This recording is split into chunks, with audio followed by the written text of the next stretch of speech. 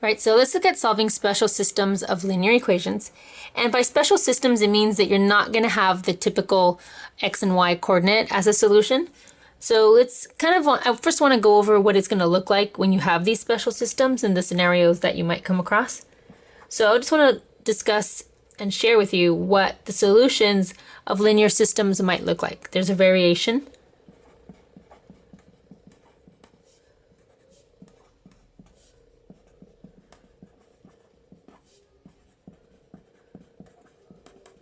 Okay, so solutions of linear systems. If you recall, a solution is where the two lines would have intersected. It's an intersection point. That's what we call a solution. So if you have one solution, which is what we've seen already, then you have exactly that. You have two lines intersecting, and it would be an x and a y coordinate. All right. And then there's some scenarios where you are looking for a solution and there is no solution. Now remember, if you are looking for a solution, it means you're trying to find where two lines intersect. Now we know that two lines do not always have to intersect. So if that's the case, then it's going to look like this. The lines will be parallel. And with parallel lines, you'll see a little symbol like this. That means that they're telling you that those two lines are parallel. And so it's no solution because clearly, if the two lines are parallel, then you'll never see them intersecting. And so therefore we cannot find an intersection, so we say there is no solution. And in the last scenario,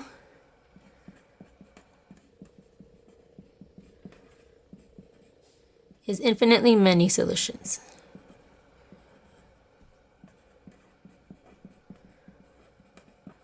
Okay, and if you have infinitely many solutions, that means two lines on a graph that have infinitely many intersections.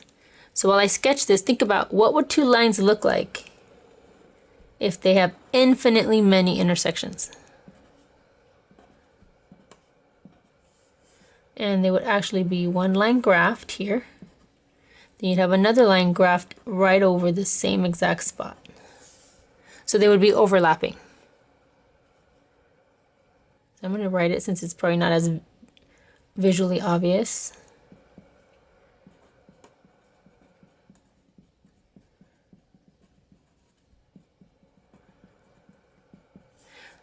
So the only way you'll have overlapping lines is if you have two equations that are exactly the same graphed on the same graph. So you'll graph one on top of the other.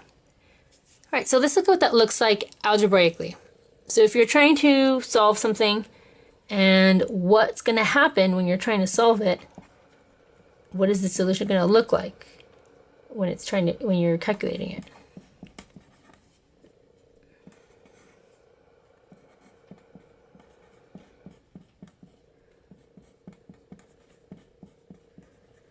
All right, so here we have a system of equations, and we already know something special is going to happen because we're obviously learning about special systems right now. So there's two methods, and I'll say method one, we'll do it by graphing so you can see the visual.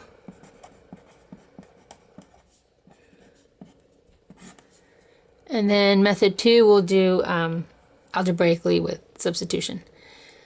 So we're going to put this on a graph. And if you recall, to graph points, to graph lines, you need your x and y axis. So we'll go by, I don't have graph paper today. This will do. All right. And the first thing we need is identifying the lines. I'll do them in color. So we'll say this one is equation 1. So I'm going to do the first one first. So the slope for the first one is going to be 3 over 1. And this y-intercept for the first equation is going to be b1. And then when I go to graph my second one, I'll use purple. I need the information for my second equation. That second equation has a slope of, remember the coefficient of x is my slope. I need it to look like a fraction, so putting a 1 under the 3 makes it into a fraction. And then my b, which is my y-intercept, is -3. All right, so that's the information that I get from my equations so that I'm able to graph them. So if you forgot how to graph, we start at our y-intercept.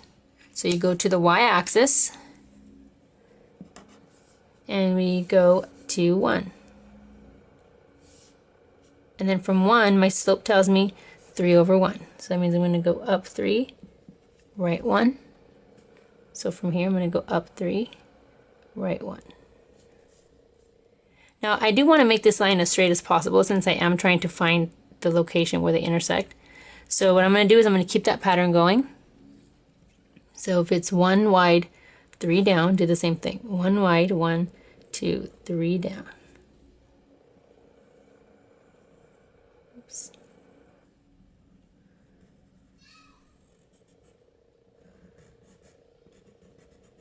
There's my first line. And now my second line starts at -3 on the y-axis and up 3 over 1. So here's -3. 1, 2, 3 over 1. 1, 2, 3 over 1. Keep that straight.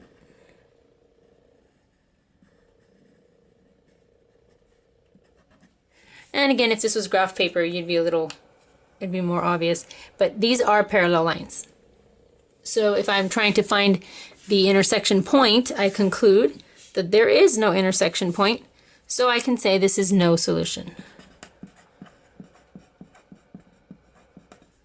Okay, and the reason it's no solution is because I need to notice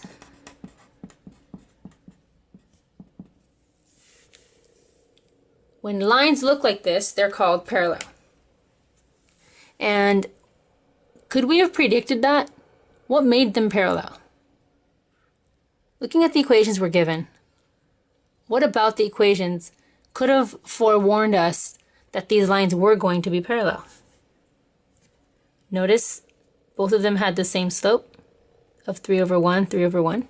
And remember, slope tells us how slanted the lines are.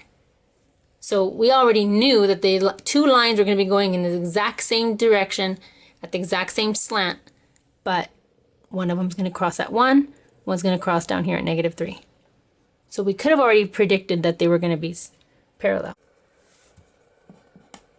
Note,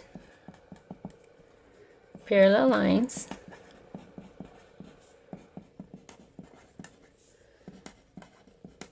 have the same slope.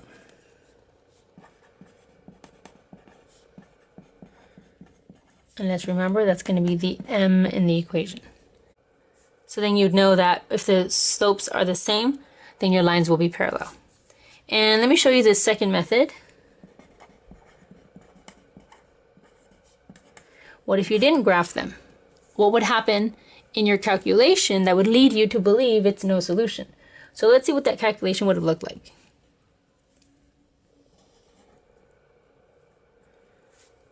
Y equals 3x plus 1.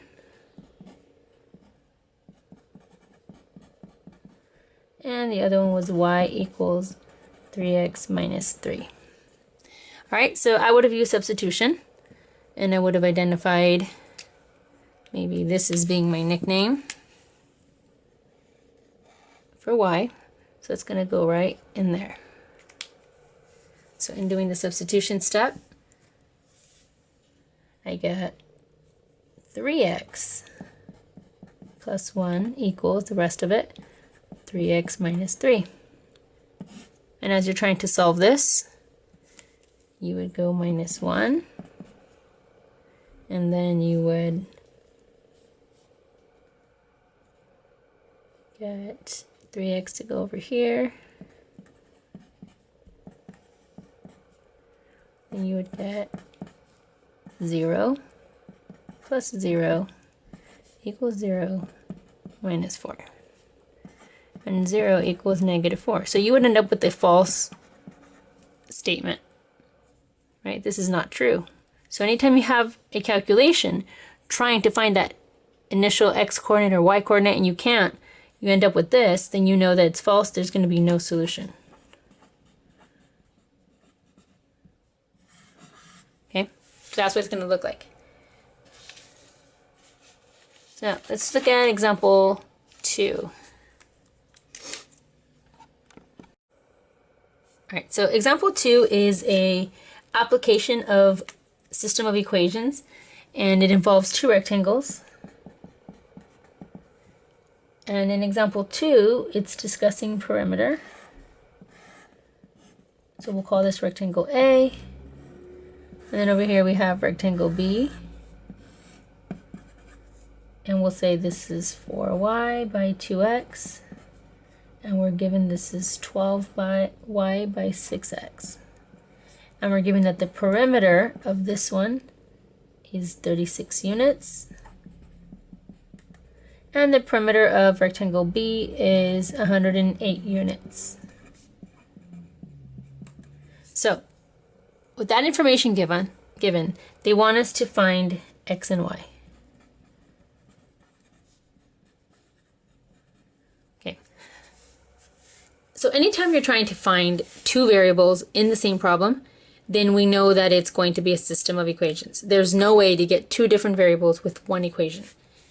So what we need to do is set up a system. And in setting up this system of equations, we know that there's going to be an equal sign in here. And it usually starts with finding out what are the two total things I have in my problem. Because if you can find the two total things in your problem, then you can say blah, blah, blah, blah, total of this. Blah, blah, blah, total of this. So that's the goal. And I notice it's talking about perimeter. So if perimeter was calculated, then I can say that 36 units is a total of the calculated perimeter. So let's just quickly little review on what is perimeter.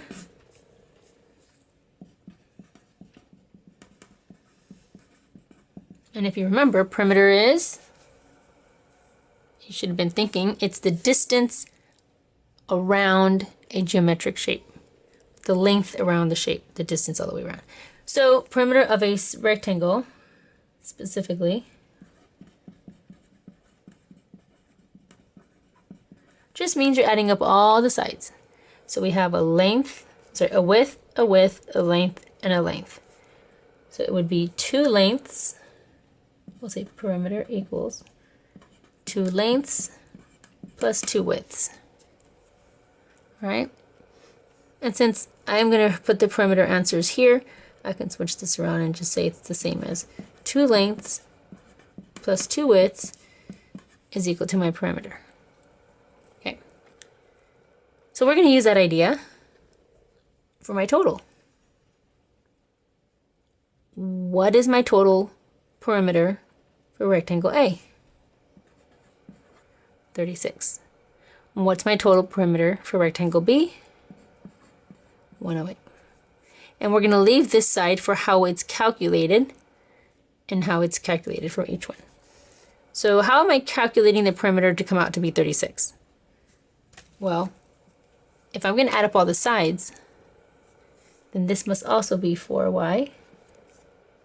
And if the bottom is 2x, then this must also be 2x. So now I can see all four sides that I'm going to be adding up. I can use my formula for perimeter up here, down here, or I can use what I already know here visually. So either way, I'm going to be length plus length. So that's going to be 2 times 2x. Because I have a 2x here and a 2x here, or 2 times the length, 2 times 2x.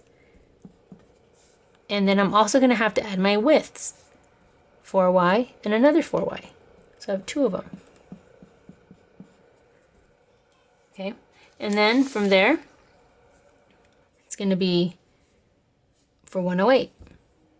So for that other rectangle, if the left side is 12y, that means this is also 12y. If the bottom is 6x, and this must also be 6x. So now when I'm adding these up, the length twice. So I have 6x here and 6x up here. So I have two 6x's. And then I'm adding two widths, 12y and 12y. And that is my system of equations that will model this problem. Now this system of equations is a little clustered together. It looks a little squished and a little complex. So let's multiply this to make it look easier. 2x's makes 4x. 2 4y's makes 8y. Then 2 times 6x's makes 12x. And 2 times 12y makes 24y. I could have skipped this step, right? I could have just said 4x, 8y. Doesn't matter. All right, so now we're going to solve this. In solving this, I'm looking at this and it looks like they're in standard form. I see my x's perfectly lined up, my y's are perfectly lined up, so I can total them up. But as I look closer, it doesn't look like I'm going to get a 0 anywhere. Elimination means I'd have to get a 0 somewhere. So I see 4 and 12, and I'm thinking of the least common multiple, or as you like to call it, least common denominator if they were fractions. And I know that 4 and 12 can both become a number. So that's my focus. My focus is to make make my x terms become 0.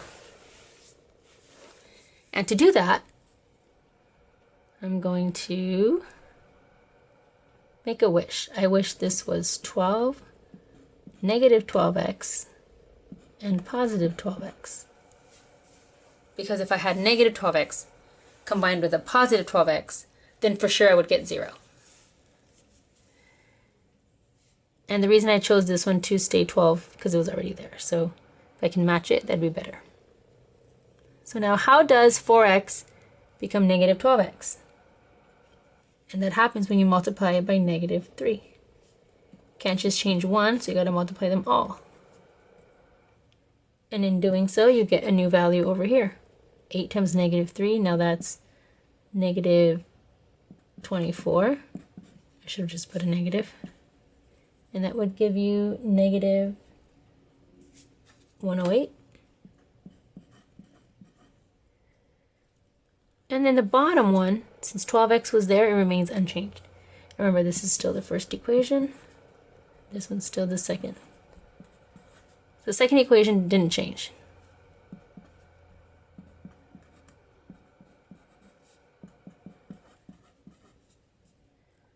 So now when I total this up, I do get 0. Here I also get 0. And this also gives me 0. So now I've concluded that I end up with a true statement. And when I get 0 equals 0, I can say that that's true. And because it's true, I can say there's going to be infinitely many solutions. So that means there isn't just one pair of numbers that makes this equation or this situation true. There's infinitely many x's and y's that I can plug in here that would work on both of these, and they would get 36 units and 108 units. There you go.